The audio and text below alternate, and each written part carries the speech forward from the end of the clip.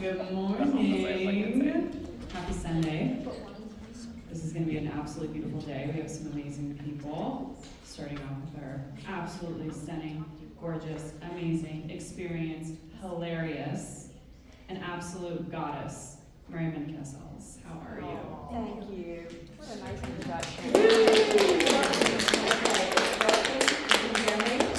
Thank you so much. And Gigi, Cassie, and Tom, I saw you around. I know you're a lot of support also. So, you're all going to have to forgive me. I'm going to keep my notes with me. I am a Virgo with a sun, midheaven, Pluto, Mercury, Uranus conjunction. And everything in my chart is opposite Neptune right now. So, I'm a little out there, but it's all right. We're going to have a good time. My name is Merryman Cassels. I am an astrologer. I'm an Akashic Records reader. And I have also been a practicing shamanist of the bees, mistress of the hive for many years. And so this is a very vital crossroads in these practices right now, as we are in our own place of evolution, ascension. And so I wanted to be able to share about, it's not just the divine feminine, this is who I am. So I'm also, I've been an artist for very many years, and I love making collages with all the digital assets that I have, so that, this is always using every bit of what we have. So I've also been a certified beekeeper for the last 22 years, North Carolina State certified beekeeper, but I've been a no-treatment organic beekeeper since 2008. So soon to have my own Arizona bees, which I'm very excited about, but I'll have to wait till the spring for that. And then, I have spent many years overseas in England as a student of European gynocentric, feminine-centric shamanism. These are the practices that are passed from mouth to ear, woman to woman, throughout time. And so these very powerful practices have come together in a wonderful way, to me, to be my Act 3, maybe Act 4, of how I want to, this is how I want to go out of this lifetime. Sharing this magic, sharing the wisdom of the stars, the wisdom of this earth, right? And the wisdom of the feminine balanced with the power and the intelligence of the masculine. So as we step into this, I'm going to share a little bit about what is an archetype. This is one of my Jupiter entered Gemini. So some of them I can tell you when they were if I didn't label them. But the interesting thing is, as a traditional astrologer, because I like facts. I told you about all this Virgo in me, right? So I like my facts. But also, when you are a Pluto, Mercury, Uranus person, not only do you love musicians, but you're way into vibration, frequency. What does it mean? And so, I am also a vibrational astrologer working with the harmonics, and a Uranian astrologer working with the trans-Neptunian points. So, that's some pretty cool stuff right there. But when we talk about an archetype, frequency in form, a universal symbol co-created together in time to help to guide us forward. How powerful is that? We are co-creating based on, on the shoulders of the people before us. We are co-creating who we are, how we show up in this world. It is a goal. We come in here wanting to know thyself, right? And when we know ourselves and we live in our truth, we are living the promise that so many sacred texts promise us, heaven on earth. So I love this. As we talk about the archetype, then how does it all come together? Vibration, of course, the foundation of all being. Archetypes as frequency. We talked about that before. They're not static. They're ever changing. They're evolving. They're devolving. Do we feel like we have some devolved archetypes running around right now? Maybe we'll visit that. These are symbols of vibrational archetypes and architects. So, and the hive also being a vibrational model for us. It's a frequency-based system of collaboration and feminine power. There's a queen in the hive. The bees are not sitting around going, oh my gosh, her stripes are skinnier than mine, or, what's she doing with my drone? They're really, they're there in service to their divine, joyful service to their divine. We can learn so much from the bees because we can live in joyful service to our Creator. And then I love the Akashic records. I can't believe the bees led me there too. I'm like, where are we going next? Because with the Akash, we are in that eternal hive, that database of all. And the hive is also a beautiful representation of the sacred geometry of our being. So all of the elements of the stars are repeated in the hive. So, and also it is the astrology offers a framework for understanding the vibrational archetypes, essence of archetypes. And this is rooted in our ancient wisdom.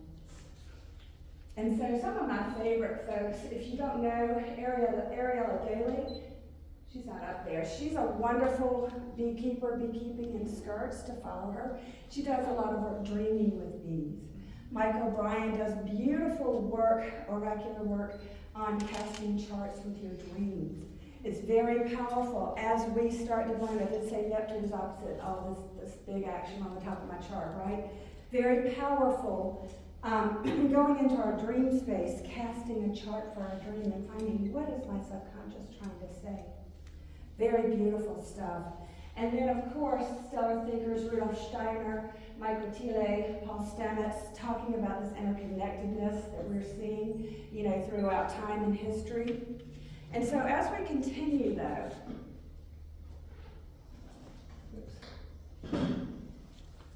we're going to just move from that more formal space into a more beautiful feminine space.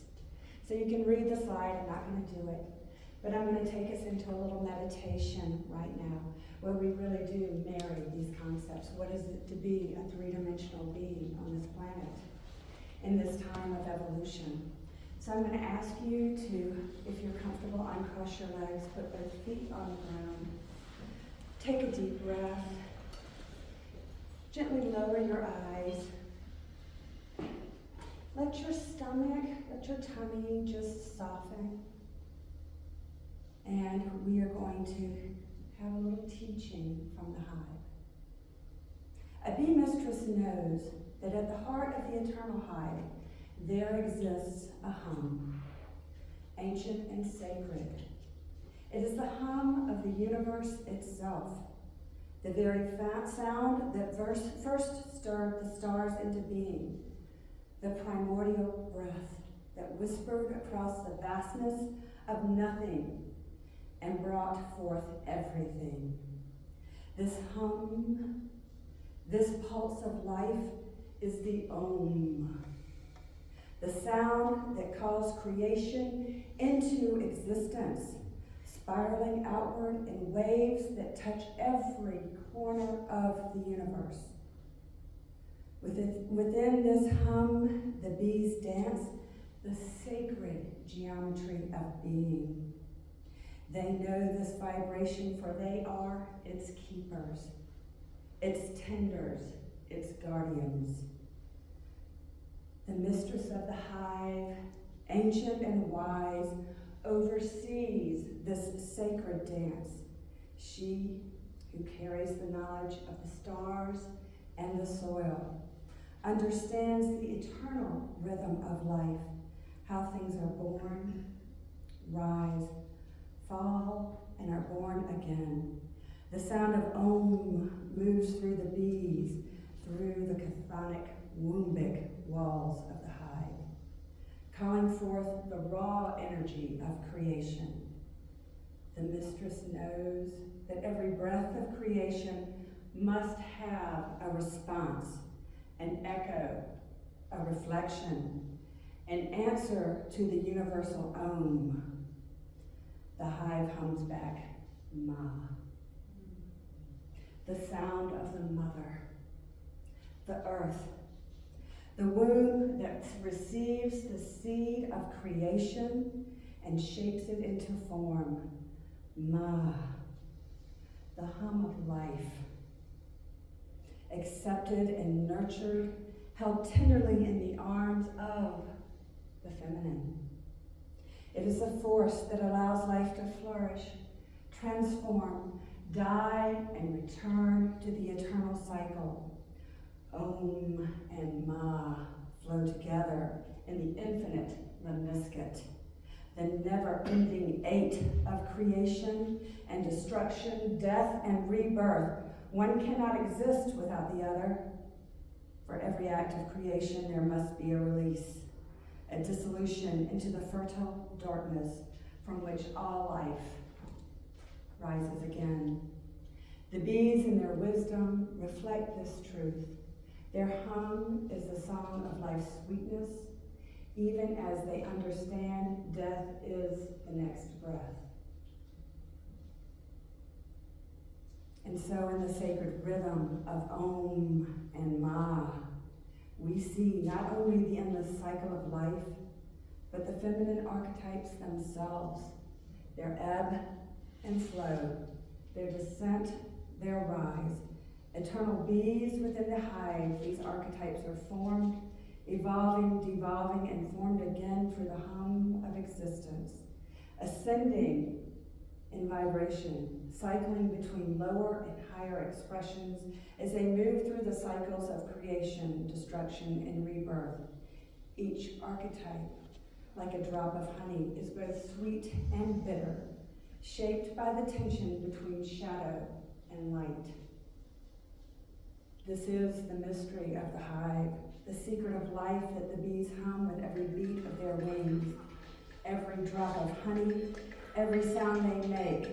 It is the ancient song of the universe, the eternal hum that weaves through all things, teaching that creation and destruction are one, and from every end there is a new beginning. So with a deep breath, I invite you back into this space, back into the feminine hive of the creation of the feminine archetypes.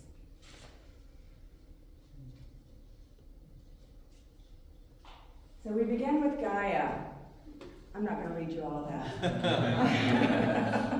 You can just see how Gaia is represented in many different cultures and throughout time and the world.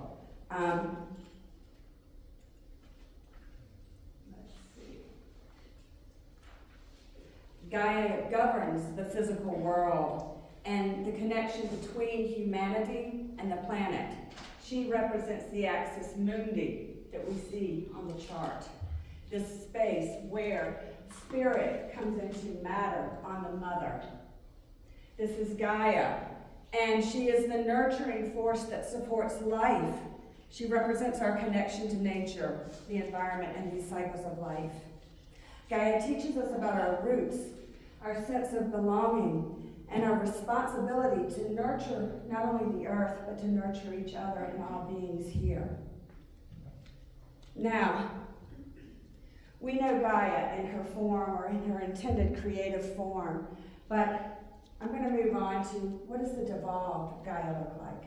The way that Gaia has been represented in many facets throughout time, but in particular that we can see in our world. Can anyone think of, or raise your hand, if you can think of a devolved form of Gaia? It'll get easier. Okay. So, as I move into these archetypes, I am not shaming people. Be clear with this. The sting of the bee is the sting of truth.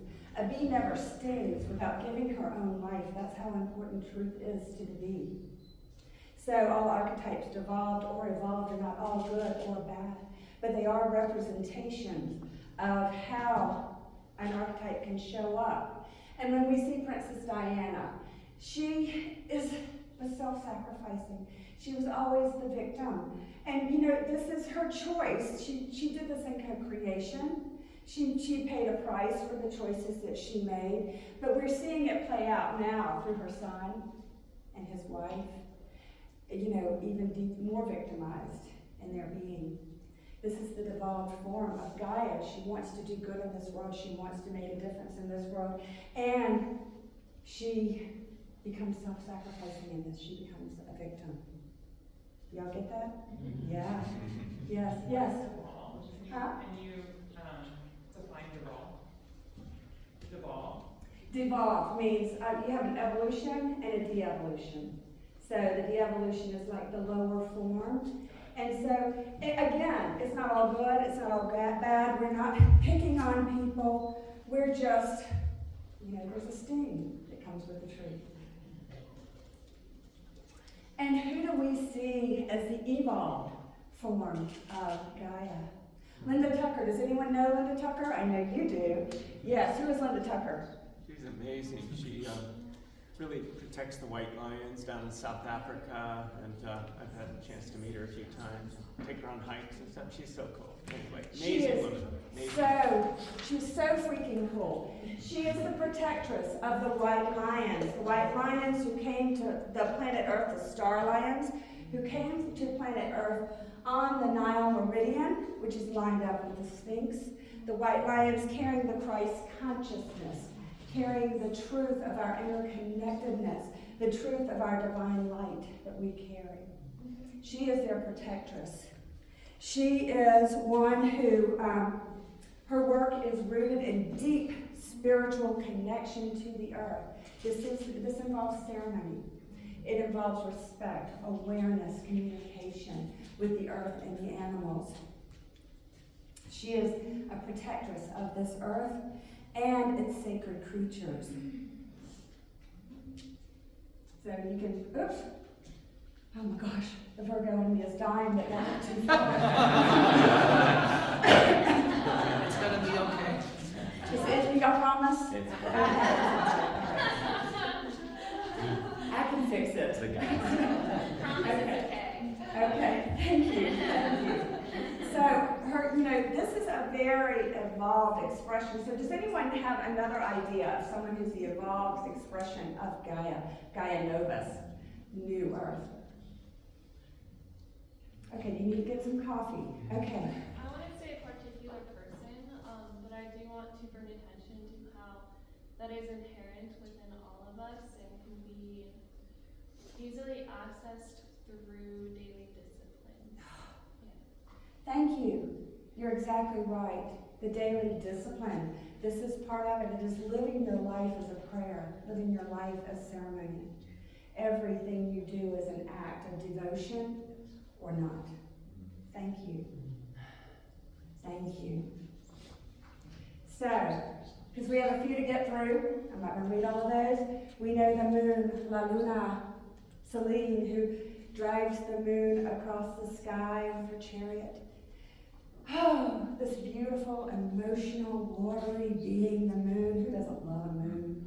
It's so wonderful, this caring, nurturing metaphor for life cycles. The waxing moon, the new moon, the waxing moon, the full moon, the waning moon. Birth, life, death, rebirth. The archetype of emotion, intuition, and subconsciousness. Tell me, I'd love for somebody to tell me, how do you, we have lots of astrologers here, how do you see the moon in someone's chart? Okay, good. It's like the genre of the video game that we've chosen to play, in a certain sense, where it's coloring kind of the lens through which we are viewing a lot of the rest of the chart comes through how our moon gives that foundation, right? A lot of that's defined by our moms. Absolutely. Sure. Thank you. Yeah. Thank you. And Andrew, I know you had something to say also. Well, I see the moon as a shadow self. We're going down into the subconscious, what's not always expressed. And we can really see this in the devolved and the lower vibration of the moon. So you know, it is the moon is consciousness and unconsciousness, helping us align emotionally with the spiritual and the physical worlds. Yes? I kind of see the moon as like the infant version of the person, what they experienced as an infant, when they had no words to speak. That's a really powerful image, you know, going back to this, because we really are. And it's so fragile and delicate and so dependent on the mother, and there's no words, there's only cries. It's so primal. So I just look at the moon and I see like an infant being held. I love this. And to look at that in the chart and see this is a place that needs to be nurtured and nourished and held. And then knowing that the house and the sign that it's in can help give you more information for how to do exactly that. I love it. Thank you. That's a great reframe for me too. Yes? I also see the moon in like a, in the cyclical part of time, so it reminds me not just to have those daily practices, which are so important, but also like to know that it's there's a cycle to it all, right? Like, and just like you mentioned, the birth and death and everything, like, you know, there's much grander cycles than I can see. Yeah. It's layered, multidimensional. This is really important actually, because we're going to hit on this, and I'm going to come back here with y'all. See what I wrote. So the overwhelmed empath. Again, think about this. Think about how the whole world is looking at you and expecting things of you, and people are managing you, and you know, you just want to please. What a great place of sympathy for this when you look at this. You know, and this Britney Spears, you know, she's an example of the emotional tempest, her personal struggles, her overwhelm, her instability around heightened media scrutiny. This is a lower expression of this moon when she's not held and nurtured and cared for and given a safe place for her emotions. So while these can be kind of funny or jarring or whatever, it's really a call to when you see those around you who are suffering, how are their needs not being met? How is their moon not being met? When we go to the higher expression, we look at Brene Brown. Does y'all folks know Brene Brown? Yeah. Yes. Isn't she wonderful? Yeah. So we call her Luminaria, the keeper of the mysteries and the cycles. Her vulnerability, her courage, her emotional intelligence, the power of embracing an emotional landscape.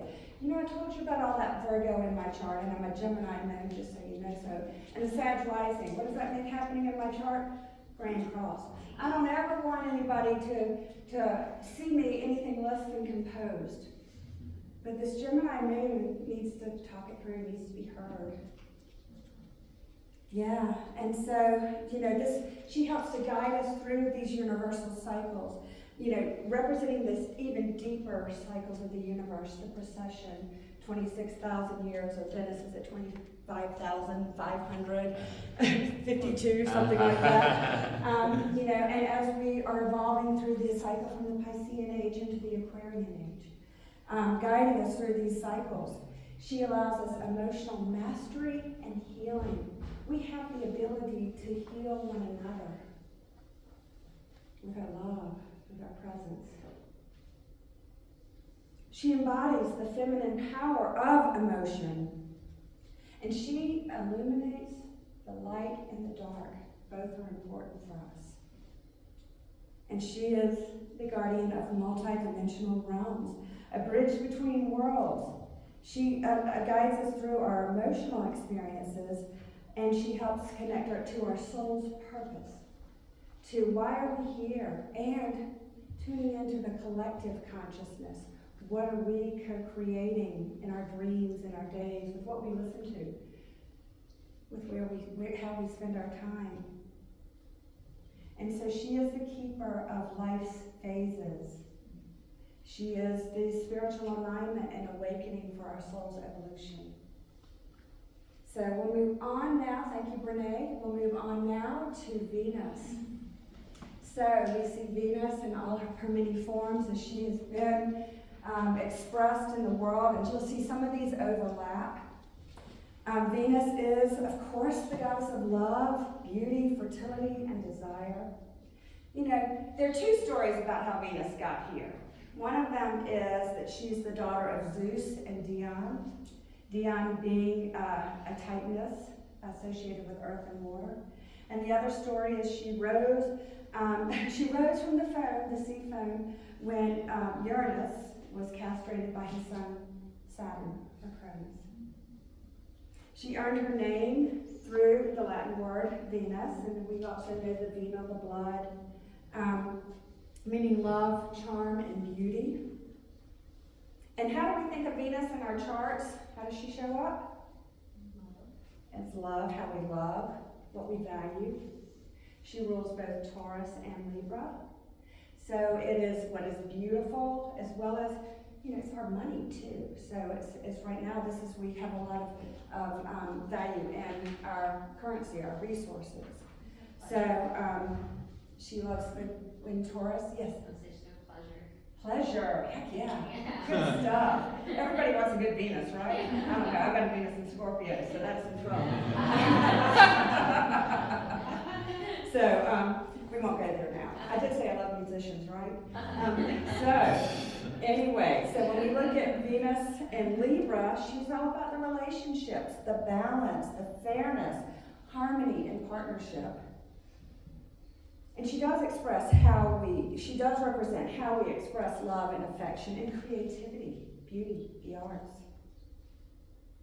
So, can anyone think of a devolved expression of Venus? Y'all gonna laugh?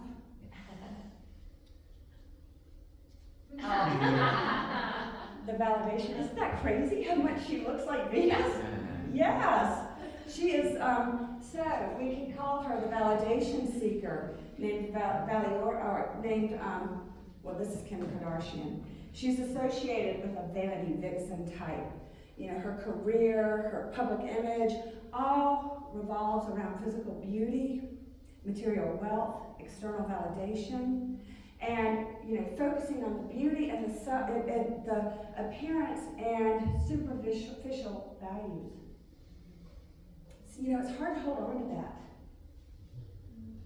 It's fleeting in all forms. So, I liked picking out for Valoria, Audrey Hepburn. She might be before many of y'all's time, but she is, you know, Valoria, it represents both valor, strength, and worth, and Leora, which is radiant light, blending the concepts of inner strength and radiant love. So this is the love that shines from within. It is this beautiful agape love, this beautiful love that is just a love for all things, for all beings. It is empowered confidence. It is one who seeks harmony in her relationships, and she stops herself before she starts creating the chaos, because, you know, she understands that finding ways to find out how we are more alike than different is a powerful way to live and love. And there's a certain beauty through authenticity that outlasts whatever the physical may have brought, whatever the bank may see, whatever somebody else tells you. And then, you know, she has emotional strength and resilience. So even when the world is challenging, she is able to stand firm in her truth, in her valor. She has financial integrity, and this is an important thing. If we live in a world that is run on our money, so being integral in how we manage our resources is an important part of Venus's story. And it should be important also when you're looking at people's charts. I'm not going to tell you how to be an astrologer. So I just did, but I'm taking it back. And so, yeah. So I'm saying I will do that. And then it also brings that space of sensuality, joy. You know, this is how do we enjoy life's pleasures? And then, of course, we're always going back to this place of balance. So I'm actually moving into some of the goddesses right now, some of the asteroids for fun. Does anyone use asteroids in their charts? Beautiful, beautiful, okay. So, Pallas Athena. Wisdom. She's our wisdom of girl. Wisdom, warfare, strategy, and crafts. I'm not quite sure. Dennis, how did you get crafts too? How did you get to have that trait? Not sure. Okay. So, It's like active wisdom maybe can produce like more design.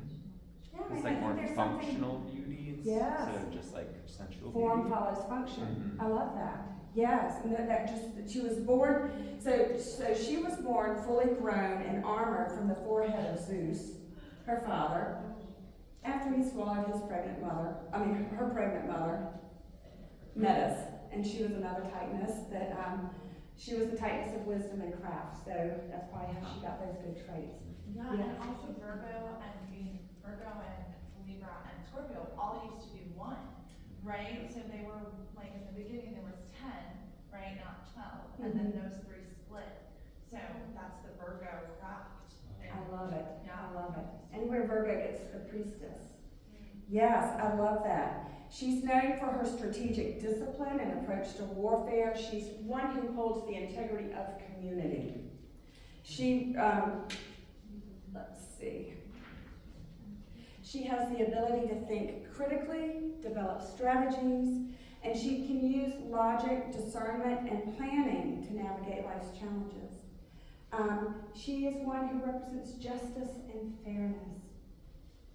Now, that's an interesting story. She represents justice and fairness. Does anyone know the story of Medusa and Athena?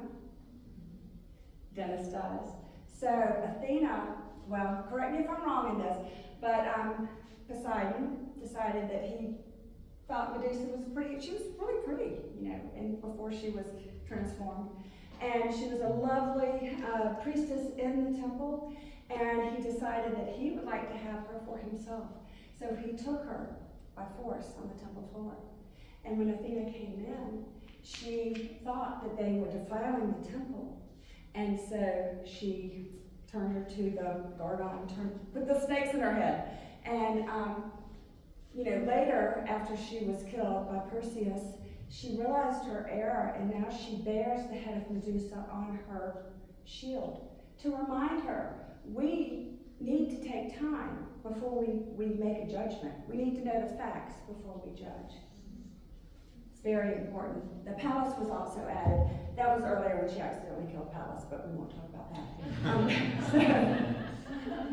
So can anyone think of a devolved form of Pallas Athena? All right, now I'm making you do all the work. Yeah. Something, and I don't know a person, but something that where you use your creativity to destroy instead of create. Yes. Oh, yeah, that's brilliant. Using your creative energies to harm instead of create. Well, here, does anyone know Elizabeth Holmes? Yeah. Okay, so she was the founder of Theros, a biomedical testing facility. She, was very cold and calculated, and even though what they were doing was not really doing any good for anyone else, I'm not sure it was actually harming people, but she was very strategic and powerful in her role and perpetuating something that was not a viable business, and she really scammed a lot of people. She is in jail, cold and calculating. So when we look at an evolved form of Pallas Athena, yeah? Y'all agree? Ruth Bader Ginsburg, she does represent strategic wisdom. She has the ability to see the big picture and pioneer against many odds. She's a creative problem solver. If you witness or read any biographies of her life, you will see she was most creative in how she approached. Balanced leadership. Of course, she was visionary. And she truly embodies that feminine intelligence, bringing it forward in a balanced way in a system of justice.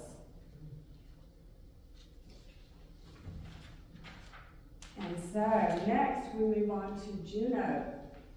Anybody watching Chaos on Netflix? Yeah. Yeah. So, Juno, she, wife of Zeus. And she is the goddess of marriage, of loyalty, of commitment. She's the daughter of Saturn and Ups, it's also known as Rhea, making her the sister of Jupiter, Neptune, and Pluto, Zeus. She became Jupiter's wife after he defeated their father Saturn and overthrowing his reign. And while she is the prestigious queen of the gods, or goddesses, she is a jealous goddess, isn't she? Very jealous. But she has a good side too, because she protects women in marriage. She emphasizes the sanctity of marriage, viewing it as a sacred bond based on the mutual trust and commitment. And what's nice is the month of June has been dedicated to weddings to honor Juno. And she's one who really the goal is sacred partnership. But when we look at what is the devolved version, anybody think about it? Yes? Yeah, the jealousy and security. Mm-hmm. Ah, knew it. It's like out of the back of my mind. It's like, I know that. Yeah, right. We see Melania Trump. She embodies this lower vibration as the archetype of the codependent partner. She has a deep attachment to the role of spouse, and she's sacrificing her own personal agency and independence to maintain the status quo of the relationship. I don't know her personally, this is just what I think, it's my own personal sting, okay? And so she prioritizes loyalty and appearance over a genuine emotional connection, at least by my own observation. I might be doing a little Athena here, but so standing by her husband despite controversies and challenges, and oh my stars, I mean, really, she is reinforcing the dynamic of dependency over mutual empowerment. So can we think of someone who is evolved? If we have a theme going here. Yes? Yeah, she is. Yeah. And Michelle Obama also carries this. Notice how all the bees are floating on everybody through the feminine. So, an interesting thing about Michelle Obama is she is supporting her husband. She is a great support of her husband. Is politics her big thing? No, not really. But she believes in him. She is supporting him. She is offering, balanced and involved expression of partnership, harmony, leadership. She sees where masculine and feminine together can express in mutual empowerment, really, maximizing, galvanizing our independent strengths. She has a commitment to harmony, balanced power dynamics, emotional resilience. Emotional resilience. Life is not always providing, easy silken paths everywhere we go. We face challenges, but we also are able to find that place of strength and resilience. She respects boundaries. Boundaries. Anybody have a boundary thing? Problem? Challenge with boundaries? Maybe. Yeah, exactly.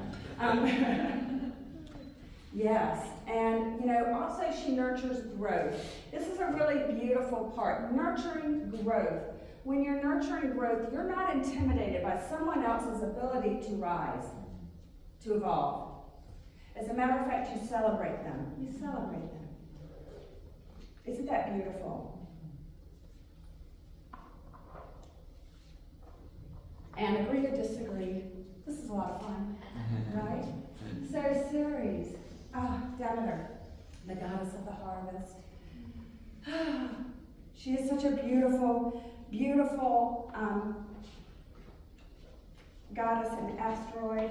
When you see her in an astrology chart, Dennis, what do you think of when you see her in someone's chart? I think of her daughter Persephone. You think of her daughter and her Persephone. wanting to protect her daughter, and maybe a little overprotective too, but still, Yeah. because of her love. It's right. It's that maternal, that nurturing maternal love. It is also the mother of Persephone, which we're going to go there as well. So the symbol of fertility and motherhood. She is also one who oversees the cycles of grief, of loss, grief, and renewal. There's a theme. It's pretty easy to see. And you know, when I first was working with the bees, one of the most amazing things I would find with my hives is, you know, the queen might last for 2 years, but a worker bee has 30 days maybe here. You know, a drone, they do their duty and they're out. So, you know, I'm seeing how the hive continues. It's a very powerful, powerful image. So she is one of Earth, and she's connected to Earth and sustainability, caring for the Earth, loving the Earth, in partnership with Gaia Novus. And she represents the abundance and the harvest.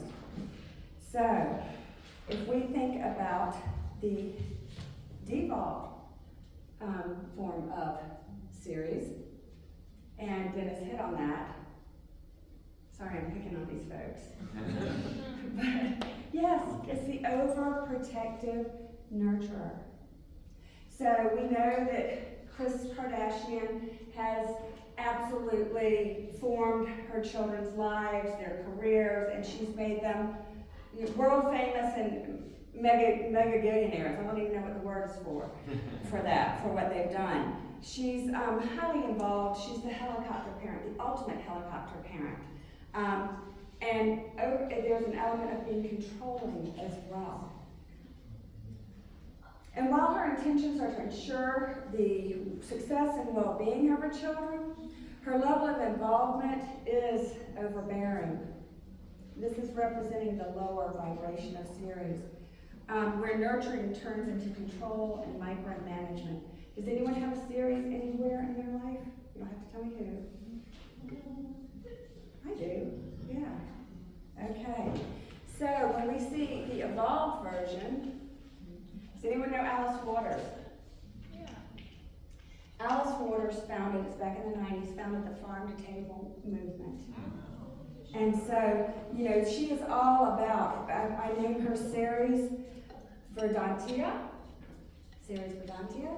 and she emphasizes the importance of sustainable nurturing, self-care alongside caring for others, ensuring that we maintain our energy while being supportive to those around us. She is one who embodies healing and renewal. We go through these cycles. We need to be wounded and heal again to evolve.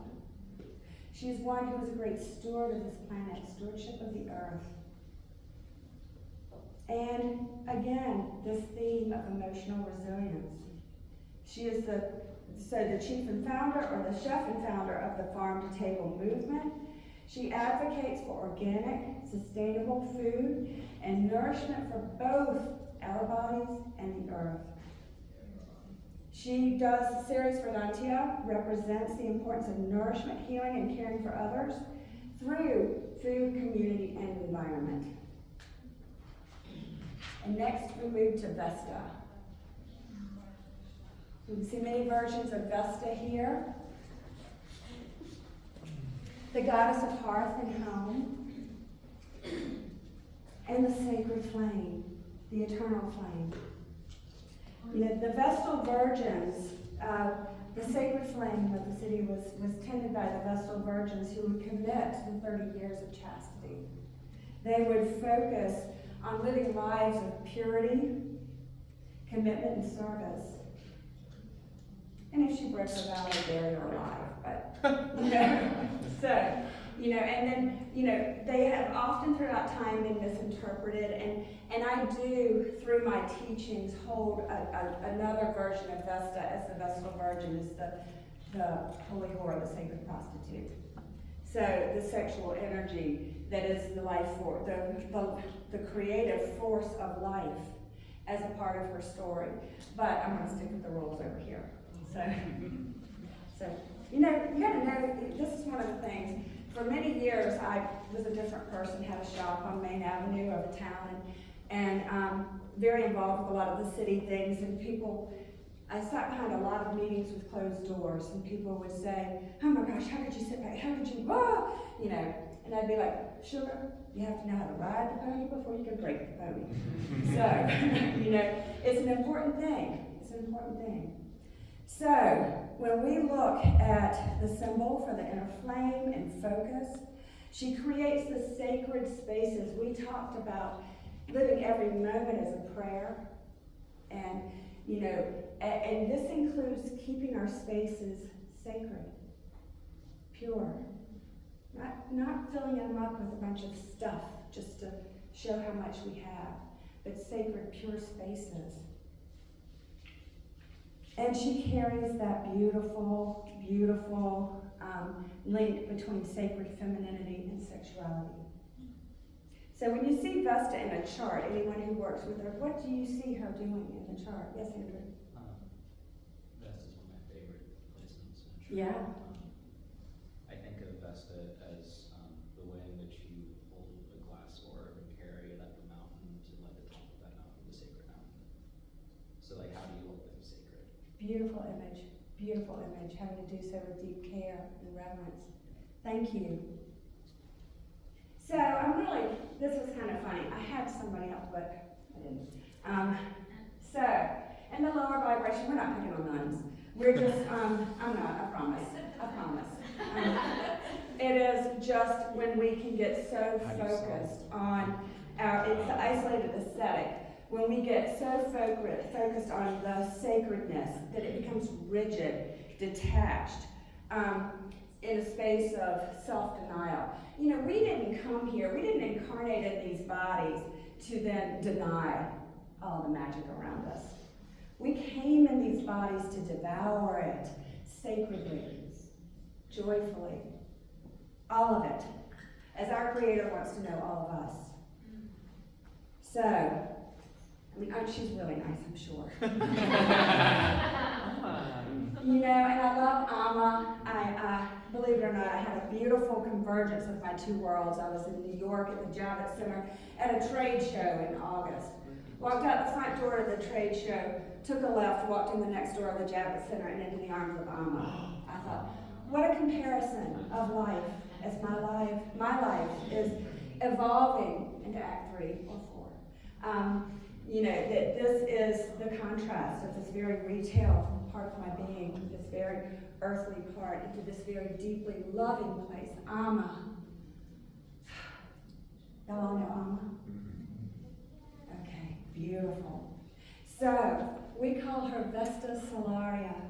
Solaria, the light of the sun, the radiant light of the sun, the warmth, this masculine light coming in on the beautiful, loving, tender of the heart with Amma. So, she's the guardian of the eternal flame, our inner and outer flame. She's the protector of the sacred hearth. The hearth is the center of our home. It's where people gather. It's where our family gathers. It's where we tell stories to our children, grandchildren. It's where we share our love and our food. The embodiment of devotion and radiance. And she is the balance of the inner light, this light within us, the spark of the divine, and the outer light of the sun.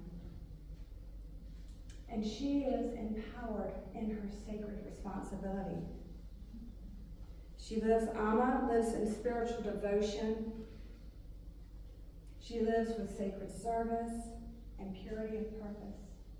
It's important to see where we call Vesta through. Where do we live with a purity of purpose in our being?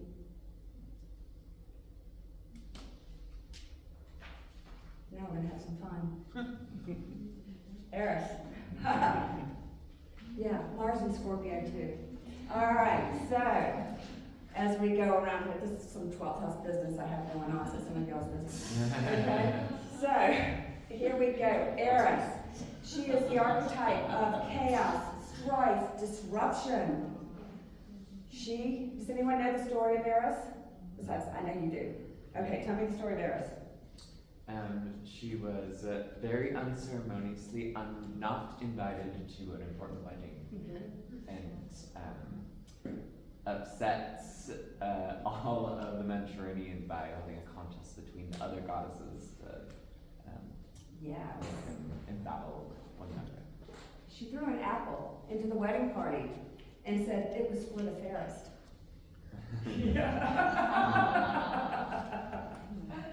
That created a little bit of strife, a little chaos.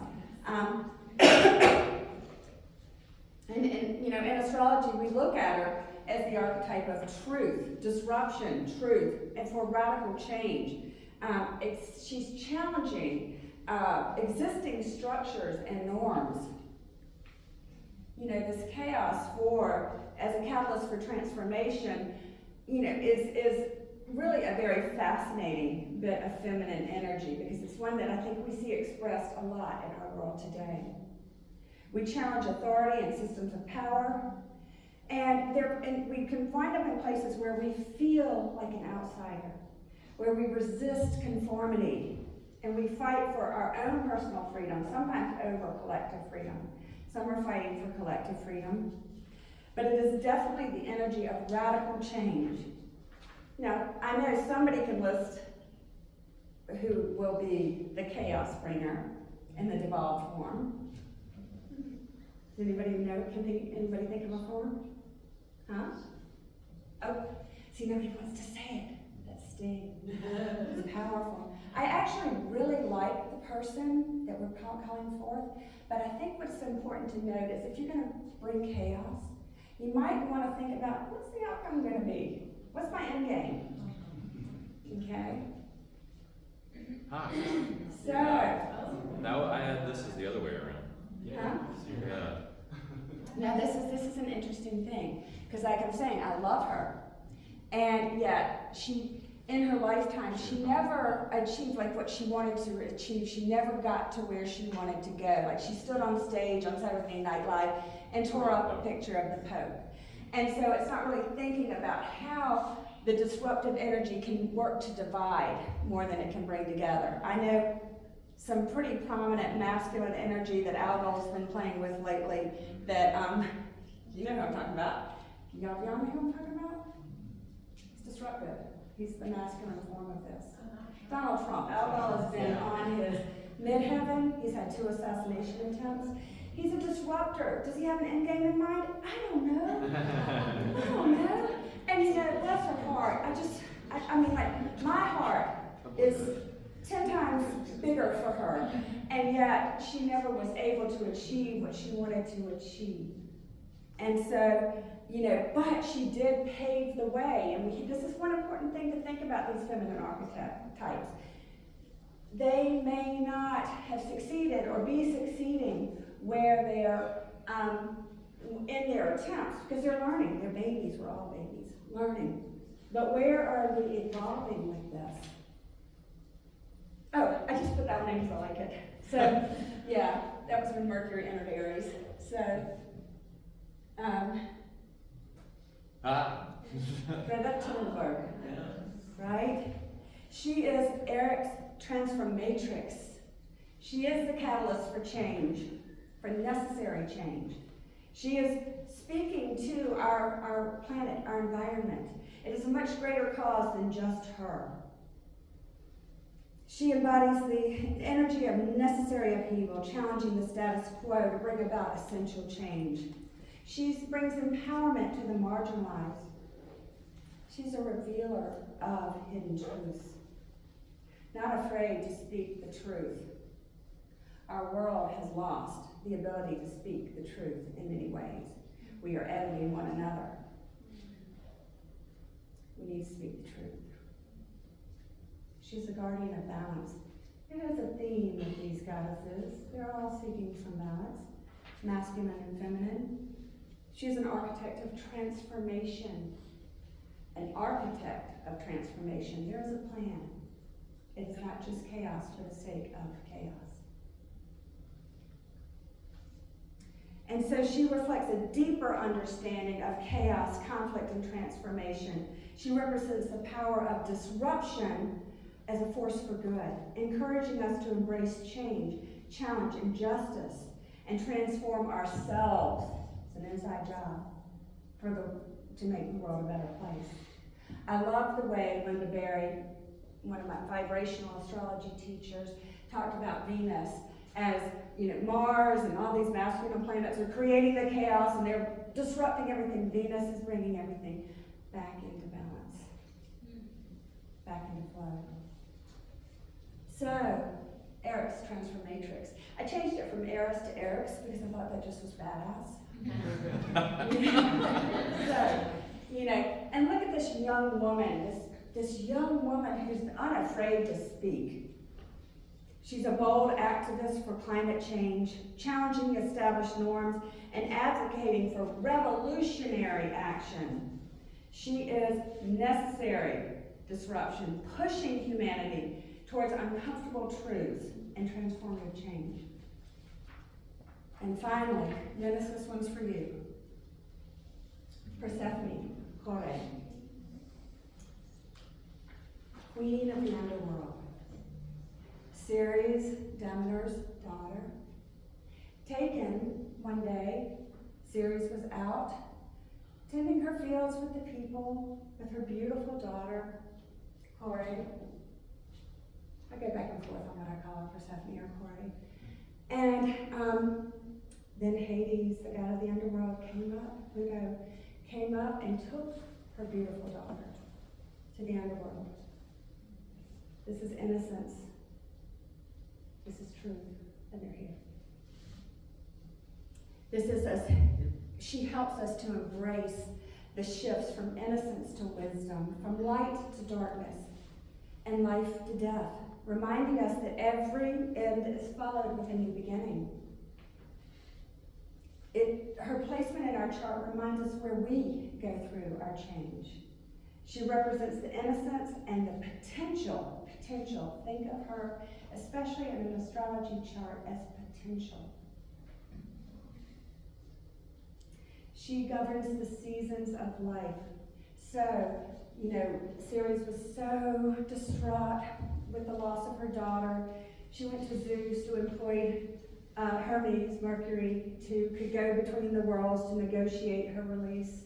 And so in the negotiations, Mercury was able to secure the release of Persephone, Kore, from the underworld. And we were just about there. So this is the very last one. So from the underworld, and but as long as she'd not had anything to eat or drink, and she'd had 6 pomegranate seeds.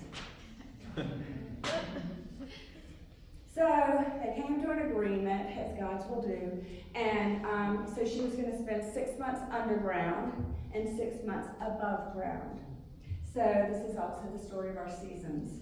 So anyway, but it's where we go from light to dark and light again. So, when we think of her trapped in a story of victimhood. So when we think of Amber Heard, it's always important to remember that victims have victimizers. This cannot be denied. This cannot be denied. Okay, so it's not saying one is all bad and one is all good. It's when we stay in the cycle of the victim and do not evolve beyond, we are not living to our potential.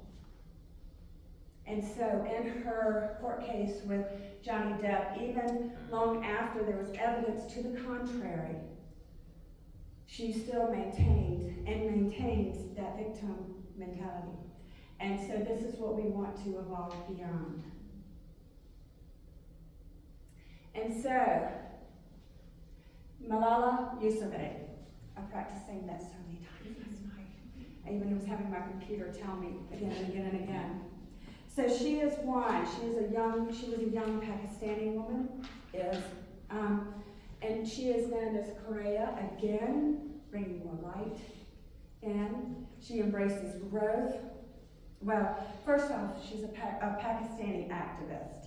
And at 15, she was shot by the Taliban for advocating for education for girls. Despite this attack, the Taliban, right?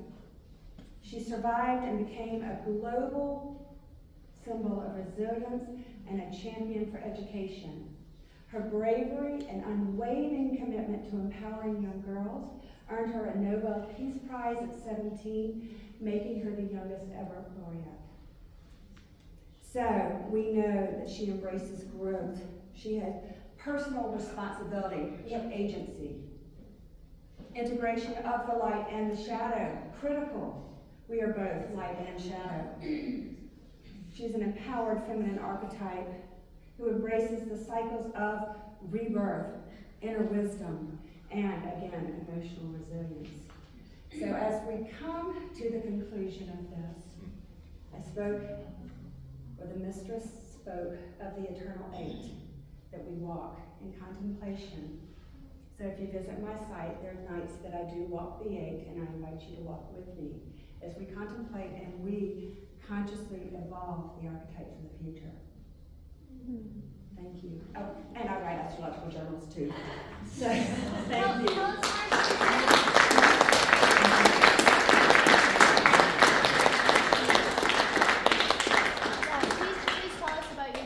Really quick. Yes. Yeah. Thank you, thank you. So I've written 3 journals for this year. I learned a lot from the first one last year. One journal, they are actual planners that have the dates in them. They're handwritten, they have prompts, and they have the astrological events. And so I have one that is written through the mysterious voice of the Bee Mistress channel. One that is for the ambitious entrepreneur, because I don't whistle Dixie Body. I have both. And then another one for recovery and codependency. Because again, it's hard to have that stellium up at the top and only Saturn at the bottom of my chart in Pisces. So there's a journey there. So thank you. Merryman. That's amazing.